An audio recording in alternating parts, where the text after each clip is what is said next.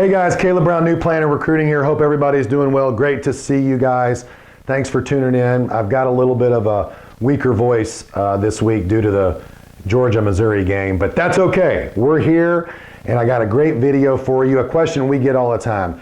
Hey Caleb, how do I balance my job search with pursuing and studying for the CFP certification, either the classes or review course or the exam? So I've got a couple thoughts for you. One is, you can do this.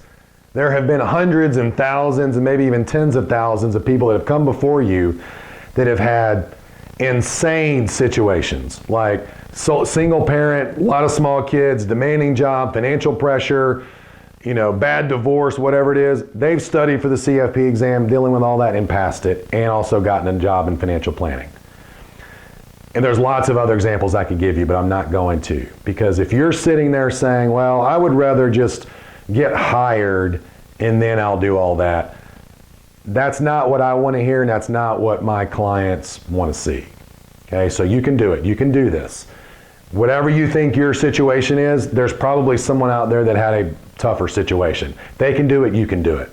Okay? And this is not a comparison thing, but I find myself having to say that more frequently. You need to develop a schedule. And if you're going through a review course, they will give you an outline on how to schedule this. But at the end of the day, you're going to spend a couple hours on the CFP exam stuff or the review course every day, and then bigger chunks of time on the weekends. And the way I would tell you to slice this is whenever you do your best thinking. For some people that's early in the morning, some people it's after lunch, some people it's in the evening. Figure out when that period is, and that's when you do your CFP work. When you're fresh and you're doing your best thinking. Okay? Most people get it flip-flopped and they do a bunch of other stuff that they think is important when they really should be using that time for their highest and best use. And then you study. Maybe it's, for me, it would be in the morning I do my best work. In the evening I'm studying when I'm doing my resume and job search and cover letter stuff and my research on firms.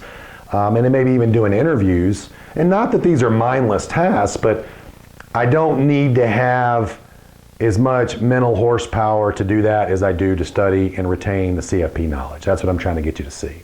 Okay? So this is also great timing too, because as you're going through the CFP stuff, you can bring it up in your interviews. Okay? So you interview with someone like, no, we're passing on you, we're going with someone more experienced. Okay, that's great. Hey, I'm about to take the CFP exam. I was studying stock options or estate planning or tax planning. I ran into something I didn't understand. Can you help me with that? Could you be my mentor? Or here's the question, what do you think? Try to stump them. So try to develop a mentorship role, because this will help you get some questions right. I did this when I was a 22-year-old undergrad student for my future boss that I talk about. The full story's in my book. But you want to approach these people because, one, it's going to show three things. One, you're committed to getting the CFP and passing.